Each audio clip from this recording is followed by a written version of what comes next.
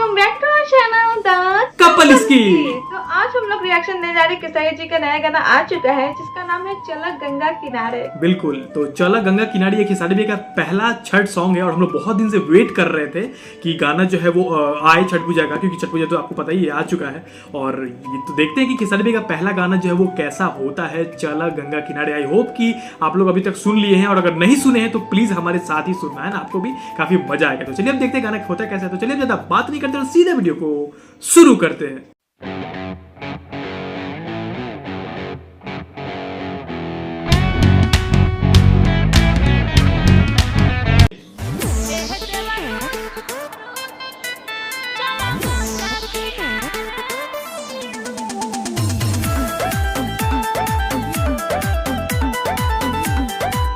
सोए हुए हैं। टाइम हो गया है, सो रहे हैं। जनता महान हवे परब, अच्छा बाकी भौजी न करो डिस्टर्ब। अरे जनता महान हवे परब, बाकी भौजी न करो डिस्टर्ब। अब तनी दिन जगाबो भिनु सारी। हे देवर जी सुनी सजल दौरा धोखे कपार चला गंगा किनारे। ए देवरू चला गंगा किनारे, ए देवरू चला गंगा आहा किनारे। चलो चलो चला गंगा खेसारी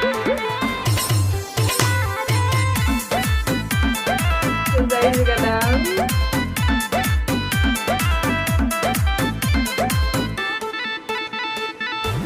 सुतला बिनया खिलालिया इलबा। आहा नींद नहीं खे पूरा है भौजी, नींद नहीं खे पूरा। खटिया पन चनी देह थकइल बा। मनी हाना पूरा है भौजी, मनी हाना पूरा। ठीक बा हाली चलो आगे जाई है आदित्य गोसाइया। नखर में बीत जाई और के समैया। अरे कोरोना रुतंग तोहर भल बापी चा। मत करो सजल दौरा धोखे कपार चला गंगा किनारे। ए देवरू चला गंगा किनारे, ए देवरू चला गंगा किनारे। चला गंगा किनारे।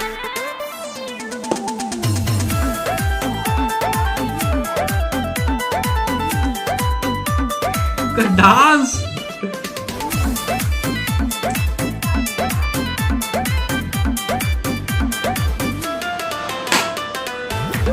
कहल मानो हमारी भौजी हो। हाँ भैया के लिया अपना सोहिया के लिया। क्या लाइन बोले। जहरा पला के दिनवा होइले बा। दिक्कत में न डाला ए भौजी, दिक्कत में न डाला। खेसारी हो सुनाए लागल महाई के जय जय हो। हाँ चल दिहले अभिषेक संजय हो। हरि लगलु तू पहिया के बदला उतारे। सजल दौरा धोखे कपार चला गंगा किनारे। ए देवरू चला गंगा किनारे, ए देवरू चला गंगा किनारे।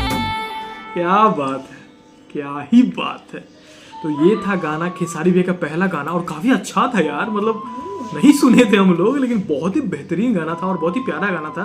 और उम्मीद है कि हिट होगा, और हिट हो गया होगा क्या, क्योंकि अच्छा खासा व्यूज जा चुका है। तो मुझे तो ये गाना बहुत ही ज़्यादा अच्छा लगा। आई होप कि आपको पहला गाना बहुत ही ज़्यादा अच्छा लगा हो। यही कारण है कि बहुत सारे भाई जो थे वो कमेंट भी कर रहे थे कि भैया पहला गाना पे ज़रूर से वीडियो लेके आइएगा, है ना। तो मुझे पर्सनली बहुत अच्छा लगा, और आप लोग भी प्लीज़ कमेंट करके बताइए कि आपको कैसा लगा खेसारी भाई का पहला छठ गीत, है ना।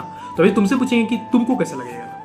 मेरा डांस करने का मन कर रहा था गाना सुन के। इतना हाँ। अच्छा स्टेप था, इतना प्यारा लग रहा था, उनको रूठ रहे मना रहे, वो तो बहुत अच्छा लग रहा था, गाना बहुत अच्छा था। बिल्कुल। और चलिए, गाना अच्छा था तो उसके बारे में बताना मेरा फर्ज है। और आप देख रहे होंगे मैं काफ़ी शॉक्ड हूँ क्योंकि अभी मैंने देखा नंबर 2 पे ट्रेंड कर रहा है ये गाना। नंबर 2 पे ट्रेंड कर रहा है, आप समझ लीजिए कि किस लेवल का गाना था। और 2.5 मिलियन व्यूज जा चुका है। और जैसे कि गाने के बारे में अगर आपको बता दें तो चला गंगा किनारे गाने का नाम है और सिंगर अपना खेसारी भैया और करिश्मा कक्कर है। अच्छा, इसीलिए थोड़ा आवाज़ हमको अलग लग रहा था। और उसमें जो मतलब एक्टर में तो खेसारी भैया है और सपना चौहान थी। और लिरिक जो है अभिषेक भोजपुरिया का है, म्यूजिक मोनू सिन्हा ने दिया है और कोरियोग्राफर जो है वो इंदल भाई है। तो ये था गाना चला गंगा किनारे। तो आई होप आपको अच्छा लगा होगा। तो अच्छा लगा होगा तो प्लीज़ हम लोग को सपोर्ट कीजिए और प्लीज़ लाइक कीजिए। और चैनल को अगर नया है तो प्लीज़ सब्सक्राइब करके जल्दी से जल्दी 7K करवा दीजिए ताकि इसी तरह से आपकी डिमांड पे हम लोग वीडियोज़ लाते रहें। तो चलिए, उम्मीद है कि आपको अच्छा लगा होगा। तो चलिए अब सीधा मिलते हैं दूसरी वीडियो में, तब तक के लिए जय हिंद।